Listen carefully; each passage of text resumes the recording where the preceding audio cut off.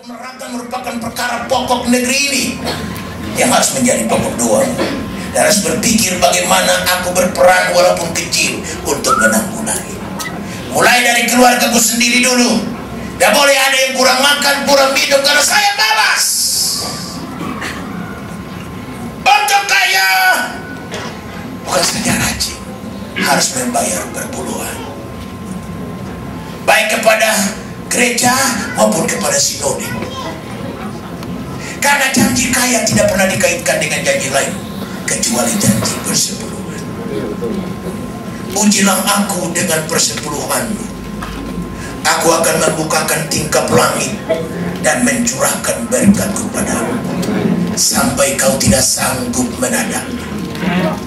Tidak sanggup menadanya identik dengan berlimpah. Yohanes 10:10 berkata, pencuri datang hanya mencuri, membunuh dan membinasakan. Tapi aku datang supaya domba-dombaku memiliki hidup dan memilikinya secara berkelimpah. Anda berpikir ya Tuhan Allah bukan tingkap langit, tidak ada pilihan lain. No way, kata Om Benny tadi. No way, pakai Inggris lagi juga. Walaupun Inggris kita cuma Inggris pelawak Ateng dan Beng Slamet. Ateng tanya sama Beng Slamet, you can speak English? Beng Slamet berkata, of course I do. Kalau makan apa? To eat. Kalau minum, to drink. Kalau tidur, to sleep. Kalau pergi, to go. Kalau kemari, to come. Kalau ke atas, to up. Kalau ke bawah, turun.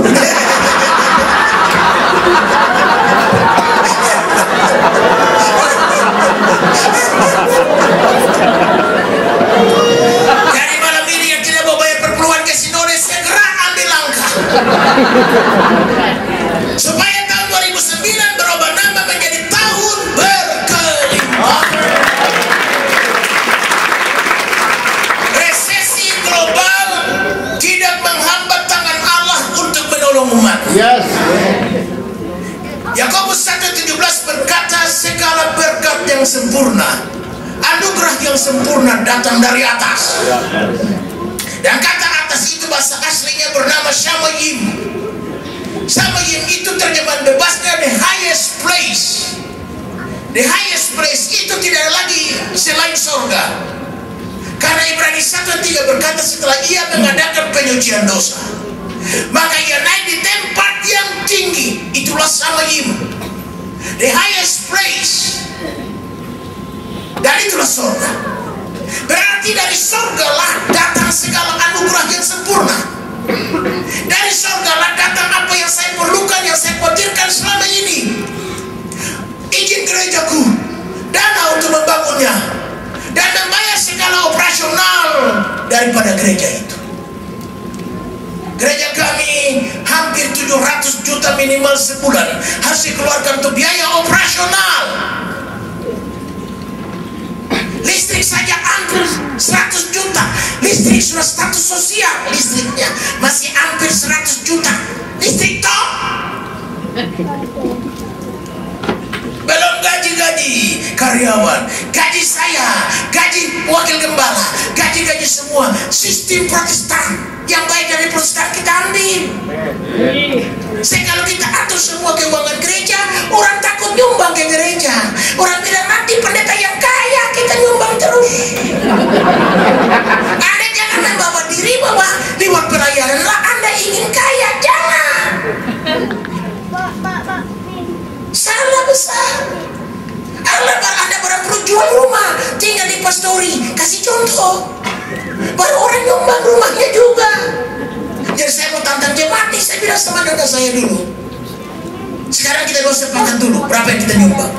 Kalau kita belum bisa sepakat, saya nggak berani ngomong dari mimbar. Setelah saya ngomong dari mimbar tanpa kita memberi contoh dalam memberi, saya bernama manipulator, sedang memanipulir orang demi kepentingan tertentu. Apa itu pun namanya. Dari saya sebelum menantang, saya sudah kasih tahu. Keluarga pendeta Yakob naik sumbang sekian ratus juta. Tirulah langkahku. Baru majelis bawah bilang, saya sekian, saya sekian, saya sekian.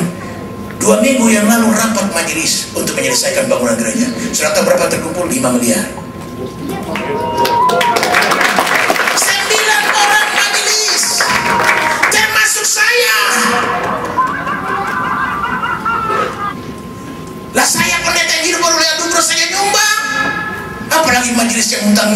bermiliar-miliar tiap bulan. Malu kalau dia tidak ikut nyumbang. Karena saya membawa diri bahwa saya tidak cari uang lewat pelayanan.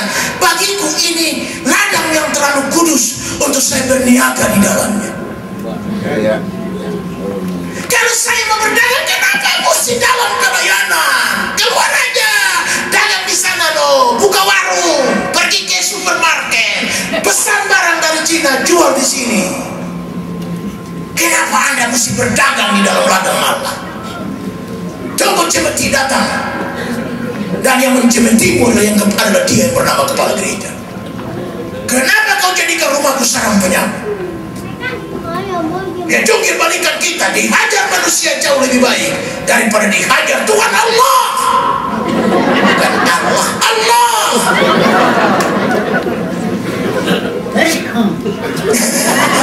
Itu bentuk lain dalam mengaminkan khotbah. Kita bebas. Ada yang mengaminkan khotbah, amin.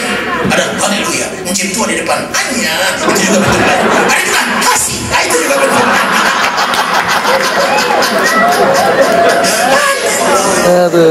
Pokoknya kita bebas terpimpin.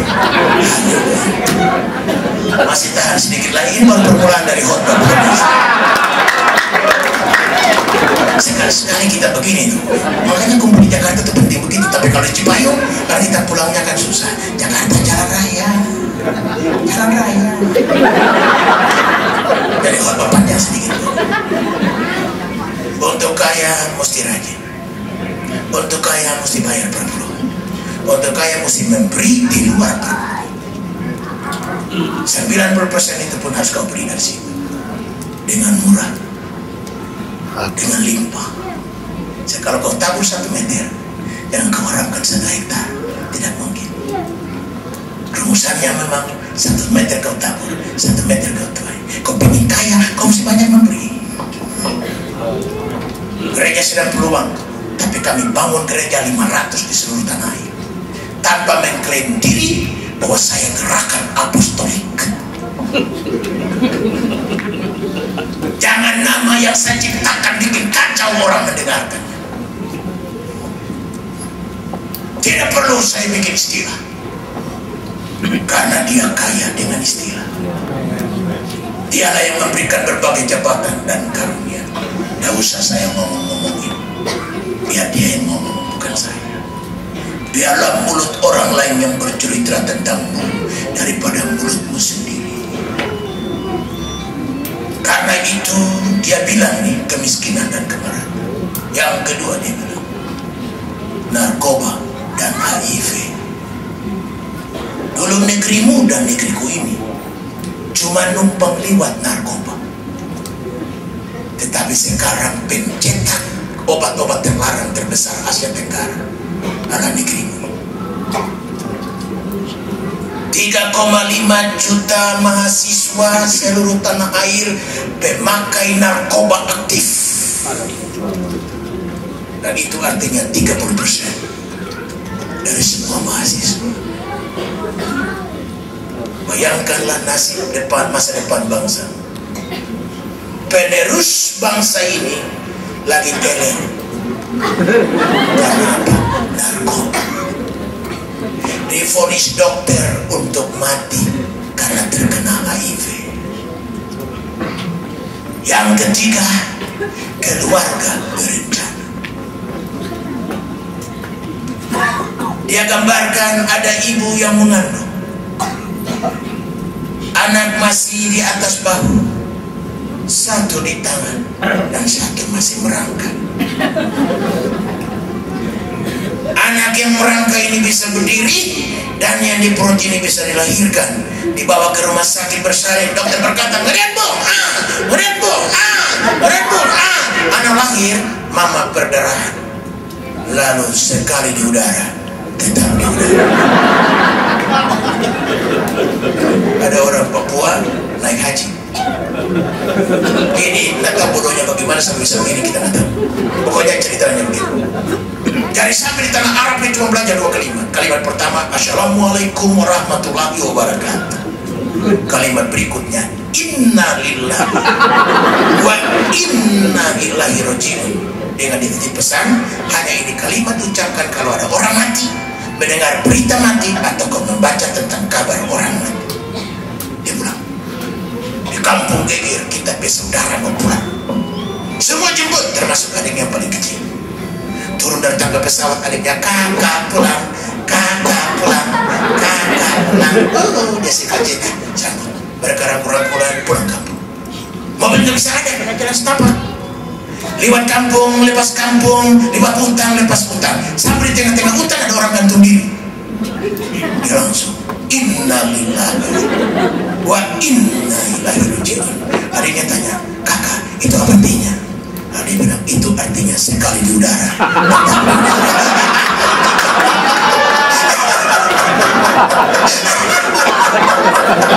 Rupanya sendiri punya sniper, tua ini penyiar RRI.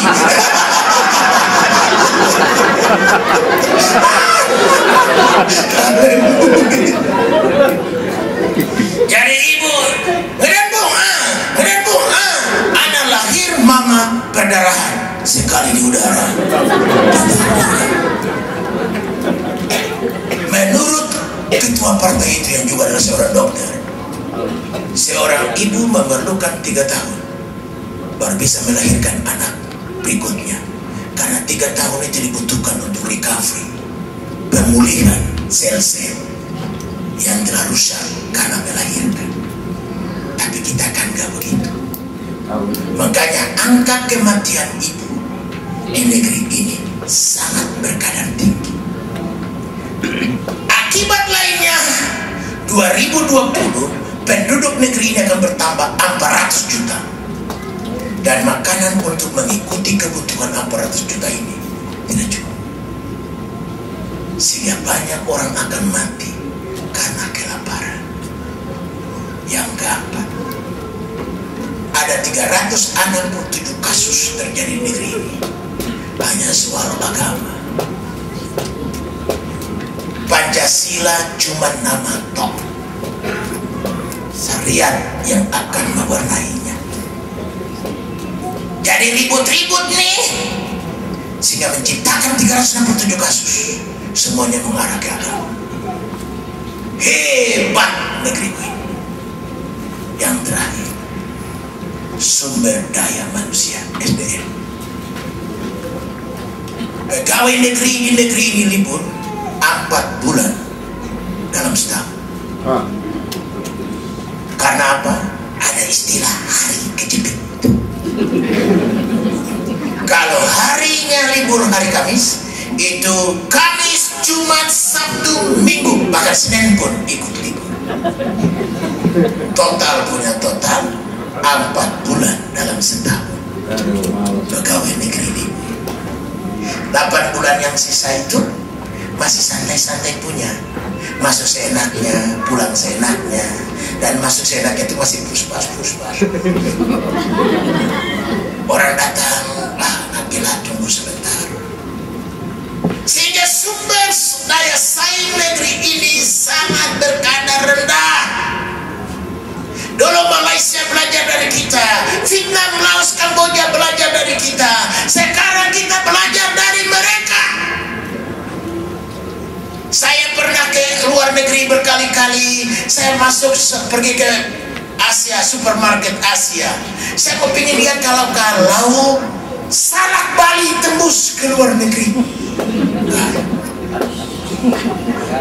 Duku yang dibanggakan dari Palembang itu kalau tembus ke sana nggak ada. Nanas Palembang yang dibanggakan itu kalau ada di sana nggak ada. Ada nanas, ada salak, ada semua, bahkan rebung, buah pepaya yang sudah diparut, bunga pepaya, jantung pisang, ada di Amerika. Tapi dari mana? Nicaragua.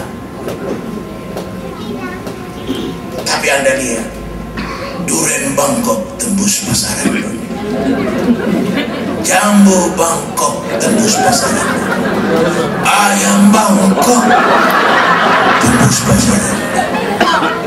Tapi ngadu ayam Indonesia jago.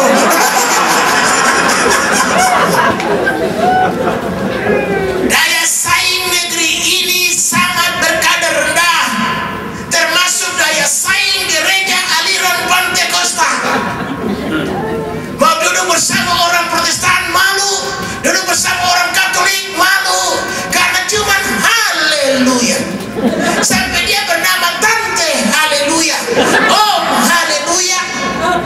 Opung, haleluya. Ega, haleluya. Namburu, haleluya. Bapak udah, haleluya.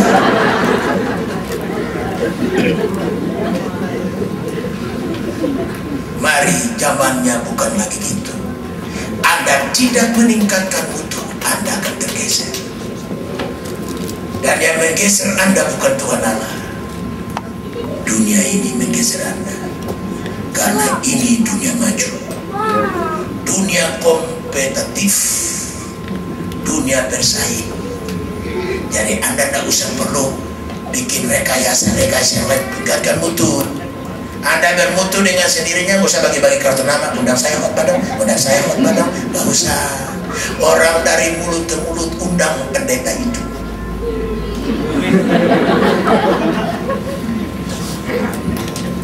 Kalau Anda tidak meningkatkan mutu Anda di Jakarta Pusat, tergeser ke Jakarta Timur. Di Jakarta Timur tidak meningkatkan mutu, tergeser ke Kalimalang. Di Kalimalang tidak meningkatkan mutu, tergeser ke Bekasi. Di Bekasi tidak meningkatkan mutu, tergeser ke Tambun. Di Tambun tidak meningkatkan mutu, mulak do tutarutu. Pulanglah kau ke Tarutu.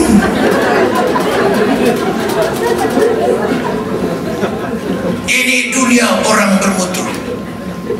Karenanya kau mesti bayar harga. Banyak baca buku. Jangan cuma Alkitab toh, baca buku. Buku-buku yang bertalian dengan pelayanan, bertalian dengan khotbah, supaya paparannya begini. Bila sama Tuhan Allah, jangan ini bibir. Kalau nggak mau jawab, panggil aku pulang. Nyempit-nyempitin bumi. Takkan Tuhan Allah. Allah itu senang ditantang. Dia bilang, ujilah aku. Dan pada saat kita mengujinya, kita menemukan bahwa dia Allah yang sendiri. Amin. Dia Allah yang maha kuasa, yang mampu lakukan segala perkara. Tingkatkan mutu. Ada istilah bilang, mau jadi apa Anda 5 tahun ke depan? Tergantung 2 hal. Pertama, buku yang Anda baca. Dan kedua, orang-orang yang Anda jadikan sahabat. Anda bergaul dengan orang gagal, ini kegagalanlah yang Anda akan dapatkan. Makanya kalau kita ngomong perkara besar dengan orang gagal, gak masuk. Dia pasti bilang ngaca, karena gak masuk. Karena kerbau ngomong sama kodok. Kerbau mesti ngomong sama kerbau. Makanya dia ngomong ini ada. Kalau dia ngomong, karena orang berhasil. Orang berhasil kalau dia ngomong tuh ngomong besar punya. Ngomong yang membakar, yang membangun, yang mendorong. Bukan ngomong yang hambat-hambat. Karena orang gagal begitu, ide kegagalan yang dia bagi. Ya dia nggak bisa bikin apa-apa. Gerejanya kecil, anggota 20 mati 2 tinggal 12. Emang ngomong apa? Karyanya kegagalan. Tapi kalau orang-orang yang berhasil, itu ngomongnya lain, enak didengar, rasanya melayang ke langit kalau mereka ngomong. Jadilah seperti itu. Karena kalau Tuhan Allah ngomong, kita melayang. Tapi kalau setan ngomong, kita takut dan putus asa. Karenanya mari ngomong, asal firman menjadi pelita. Itulah beban. Allah perlu tuntun di depan, supaya dia ratakan segala jalan. Yang kedua, dia perlu tuntun di depan supaya memberikan teladan dan contoh. Kita perlu model. Karenanya orang tua menjadi model, guru menjadi model, pendeta menjadi model. Kita di rumah belajar bagaimana beretika. Orang tua lalu menjadi panutan. Kita lalu bilang pada diri sendiri, besok-besok kalau saya menikah, saya ambil perempuan kayak mama. Kenapa ada istilah? Besok-besok kalau saya kawin, saya ambil laki-laki kayak papa.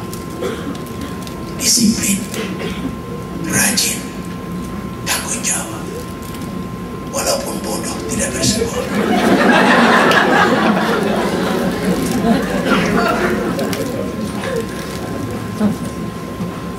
Kita pergi ke sekolah.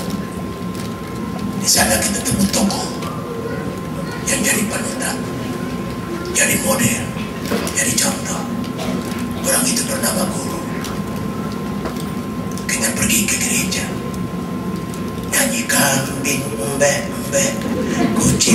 eong eong kodok teong teong teong teong. Kita ketemu guru sekolah minggu, kita ketemu pendeta. Mereka lah contoh model. Hidup ini memerlukan model, dan Allah hadir dalam pribadi Kristus untuk berjalan di depan, menjadi teladan cara melangkah, menjadi teladan cara mengambil putusan di kala persimpangan jalan mewarnai perjalanan dan tuntunan itu. Bagaimana untuk tidak takut dan gentar dikala dia tuntun pada angin ributan gelombang. Lalu kita mulai lihat seperti dia, diam, karena dia menjadi contoh untuk mendiamkan angin ribut dan gelombang. Kita melihat orang sakit, sini saya doa. Walaupun empot-empotan batin kita lagi nanya-nanya, ini sembuh apa matian? Tapi dia telah jadi teladan, karena dia menumpangkan tangan buat orang sakit. Dia mengusir setan, dan pesannya, sementara kamu berjalan, sembuhkan yang sakit, bangkitkan yang mati, tahirkan yang kusta. Dengan percuma kamu dapat, berikan juga dengan percuma. Dia telah menjadi teladan. Dia menuntun di depan untuk mengalahkan musuh. Karena perjalanan tuntunan itu diwarnai oleh maling, perampok. Masih ingatkan cerita?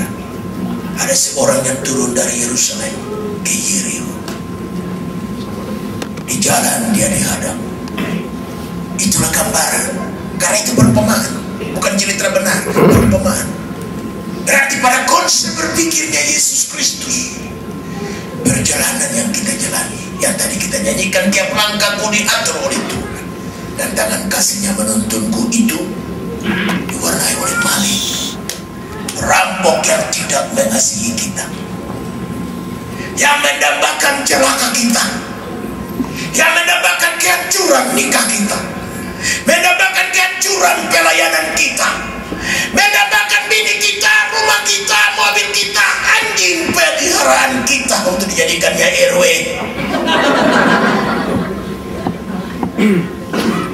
Karena itu saya selalu ingat seorang hebat dari Amerika bernama Donald Trump. Dia punya buku yang paling laku sekarang ini bernama Thinking Big, berpikirlah luas, berpikir besar. Dalam buku itu dia bilang begini, yang bikin saya kaget karena saya telah mengerjakannya. Hanya buku itu seperti konfirmasi bahwa apa yang saya kerjakan itu betul. Dia bilang begini, ada banyak orang yang di muka kita baik-baik, jadi anak manis, katanya di belakang kita mendambakan celaka kita, mendambakan kehancuran rumah tangga kita, mendambakan mobil kita, istri kita, bahkan anjing peliharaan kita. That is why this is my motto. I hire the qualified men to help me, but I don't trust them. Itu sebabnya inilah motoku. Aku membayar orang-orang hebat untuk menolongku, tapi aku tidak mempercayai mereka. Karena itulah prinsip saya. Saya tidak gampang percaya orang. Ada orang yang bilang begini, saya ya, tapi saya nggak percaya itu. Karena banyak omong kosongnya yang mewarnai.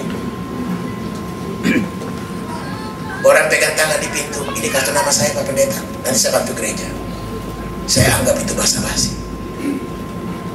Saya nggak pernah kata orang kasih kartu nama, saya telepon, bos, udah 1 bulan nih, kok nggak ada kabarnya?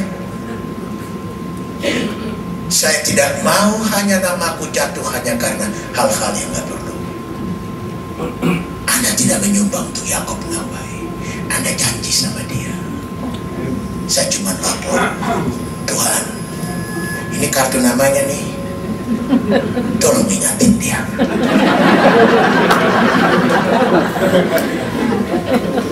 Kenapa kita mesti susah-susah sih? Kenapa kita mesti pergi kayak pengemis? Allah tidak menjadikan anak-anaknya mempunyai jiwa pengemis, pergi minta-minta dengan berbagai-bagai ilmu. Kalau saya munculkan namanya begini, pasti dia simpati dengan saya. Belum tentu. Yang penting kita tinggikan dia. Amin. Yang bernama Yesus Kristus.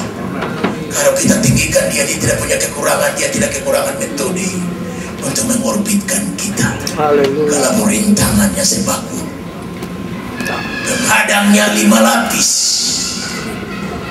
Itulah keyakinan akan kesanggupan Tuhan yang memanggil.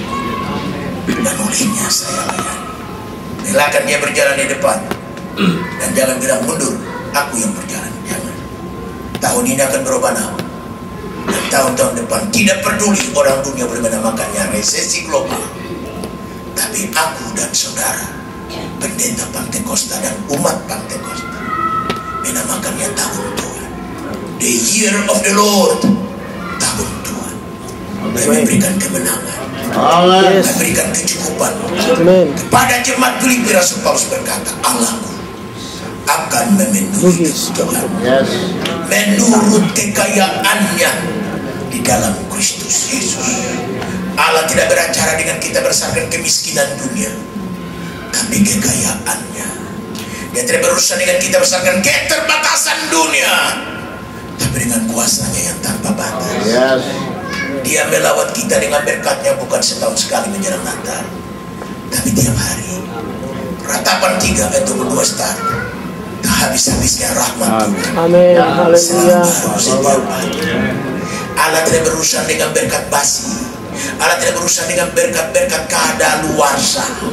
Allah tidak berurusan dengan berkat-berkat afkir, tapi berkat yang belum pernah kita lihat, belum pernah kita jamah, belum pernah kita alami, sehingga kita melihatnya, kita exciting.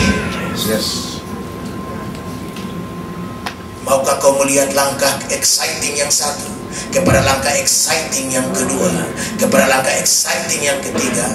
Percaya kemampuan Tuhan dan bukan dunia yang terbatas ini. Mari kita bangkit berdiri dan kita datang di dalam Tuhan. Katakan Yesus terbesar, katakan dia cintaku.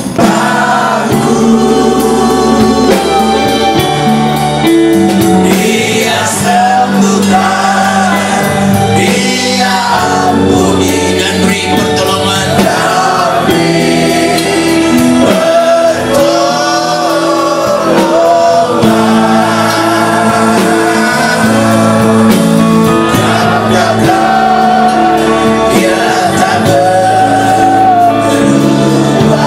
Amin. Katakan haleluya.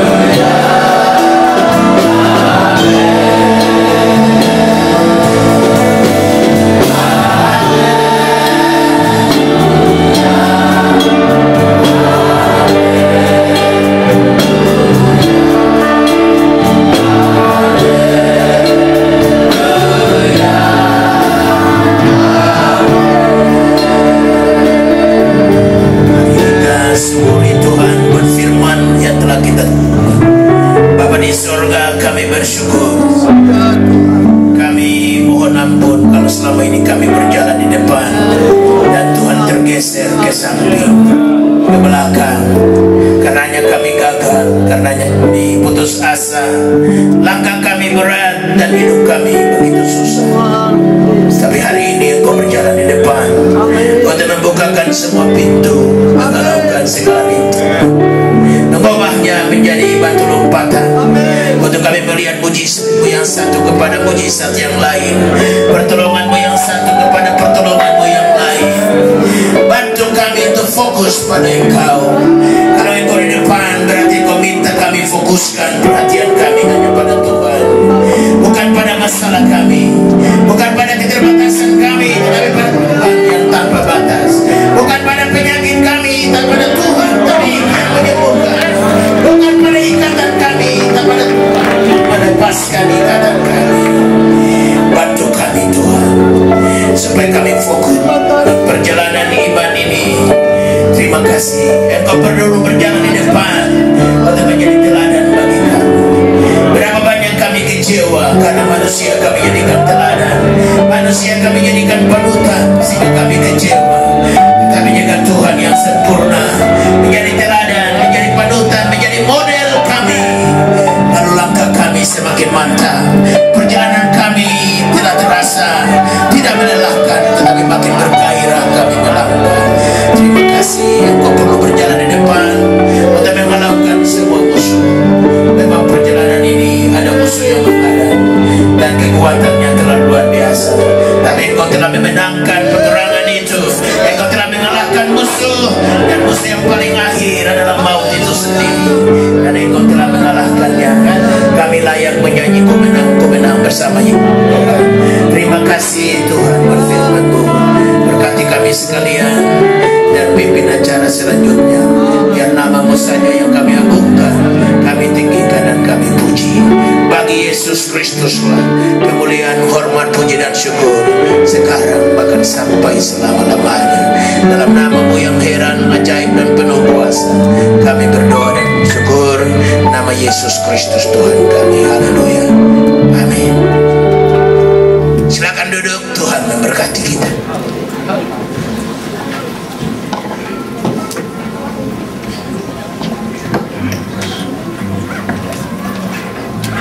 Puji Tuhan, berikan tepuk tangan yang meriah untuk Tuhan.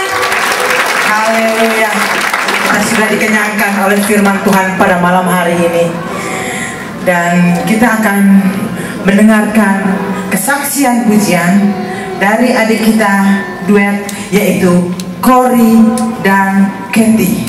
Waktu dan tempat kami persilakan. Berikan tepuk tangan sekali lagi untuk Tuhan. Haleluya.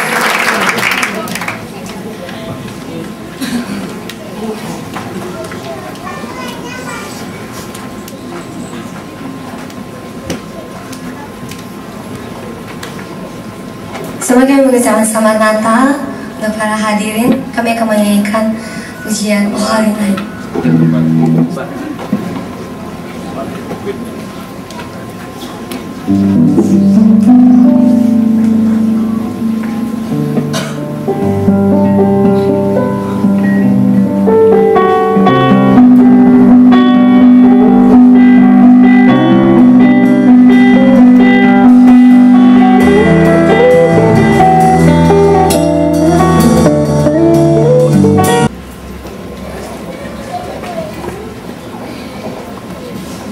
Dan selanjutnya yaitu kata sambutan mewakili ketua-ketua sinode oleh hambanya Pendeta B. Horas Raja Gugu. Waktu dan tempat kami persilahkan.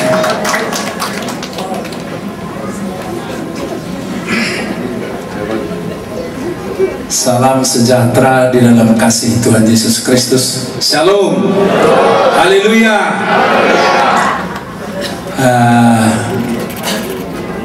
Saya pertama-tama mengucapkan puji syukur kepada Tuhan kita Yesus Kristus yang memberi waktu yang sangat luar biasa dalam perayaan Natal Tahun Baru 2009, pelayanan bersama aliran Pentakosta yang kita adakan malam hari ini.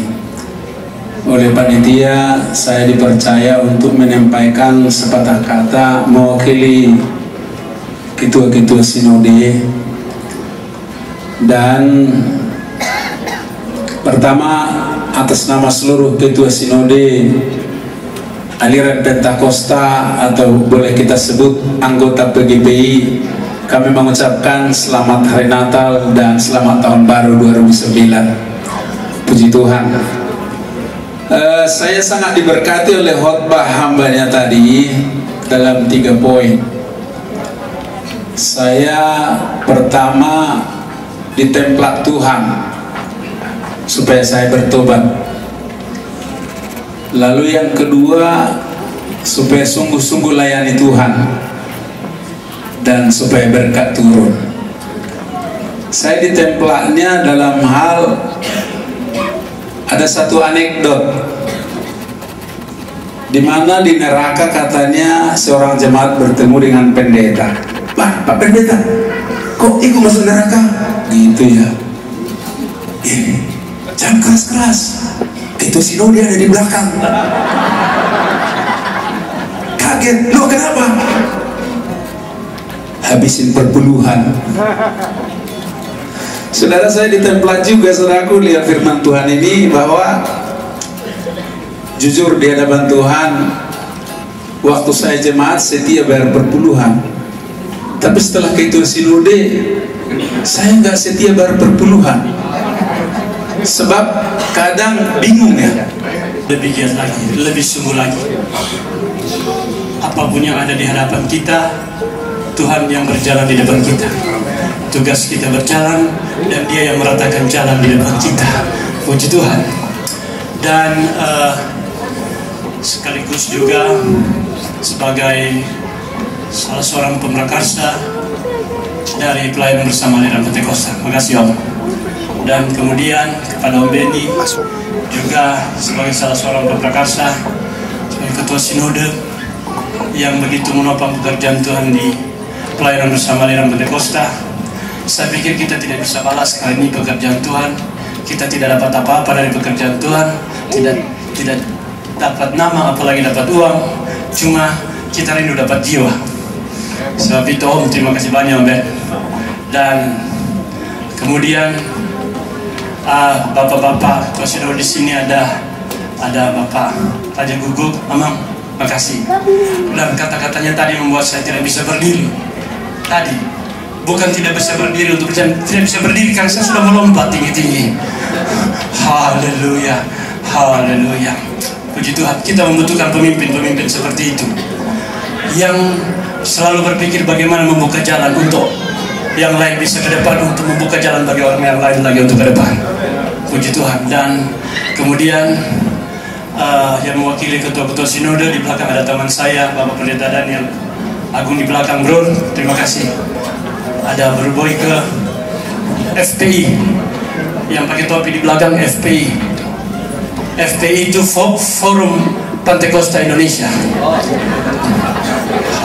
Dan teman-teman dari Badan Koordinasi Penginjil Pentakosta. Badan ini dibentuk dan telah dilantik oleh ketua-ketua sinode pada waktu sidang raya, pada waktu konferensi pelayanan Aliran Pentakosta pada tanggal 30 September yang baru lewat, tahun yang lalu, tahun 2007 maksud saya. Dan nama ini Badan Koordinasi Penginjil Aliran Pentakosta diberi oleh Om Halimande. Beliau yang memilih nama ini dan berikan untuk dicantumkan. Jadi para rekan-rekan, nanti pada tanggal 6 Februari rekan-rekan penginjil Badan Koordinasi Penginjil Aliran Pentakosta, 6 Februari jam 10 siang kita ada pertemuan di Gerah Betel sini untuk membicarakan konsep pelayanan penginjilan Indonesia ke depan. Pada nanti juga akan diumumkan dan kirim surat. Dan kemudian testimonial kepada rekan-rekan saya panitia yang sudah bekerja siang malam sehingga terlaksana acara ini. Bapak Pendeta Edi Pongo sebagai ketua panitia, terima kasih bro. Rekan-rekan semua, terima kasih. Tidak ada yang bisa saya berikan karena kita semua yang memberikan untuk kita semua tentu. Jadi yang saya hanya bisa katakan, mari kita sama-sama. Nggak tahu pakai bahasa apa, bahasa Indonesia yang lebih baik, tapi ya mungkin bahasa ini kita dan kita yang saling mengerti. Mari kita sama-sama pasang badan untuk memberitakan Injil, untuk hormat kemuliaan nama Tuhan Yesus Kristus. Haleluya, haleluya, haleluya.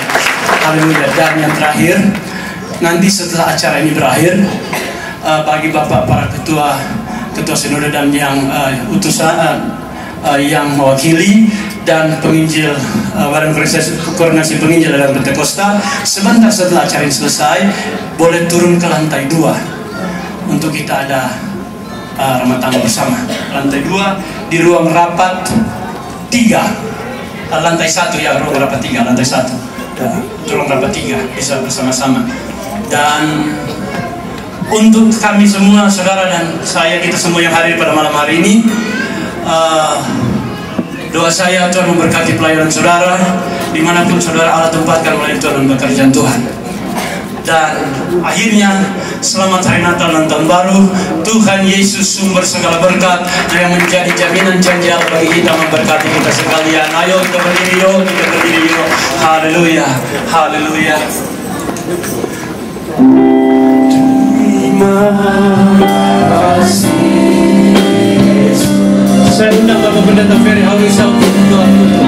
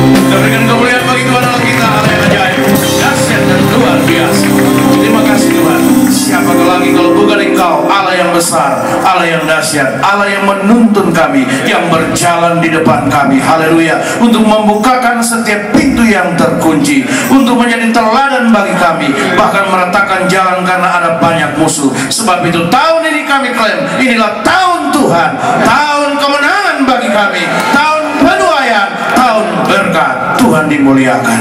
Sekarang turunkan berkat-Mu dan memberkati semua umat-Mu ya Tuhan, ketika mereka akan kembali pulang ke tempat masing-masing. Mari saudara buka tangan dua-dua dan terima berkat dari Tuhan. Kasih karunia dan damai sejahtera yang melimpah-limpah dari Bapa kita di sorga, rahmat dan anugerah dari anak yang tunggal Tuhan kita Yesus Kristus, serta persekutuan kuat kuasa Roh Kudus biarlah memimpin menyertai kita semua mulai malam hari ini sampai Maranatha Tuhan Yesus datang kembali. Semua orang yang diberkati bersuka cita dan tetap punya pengharapan dalam Yesus, sama-sama kita katakan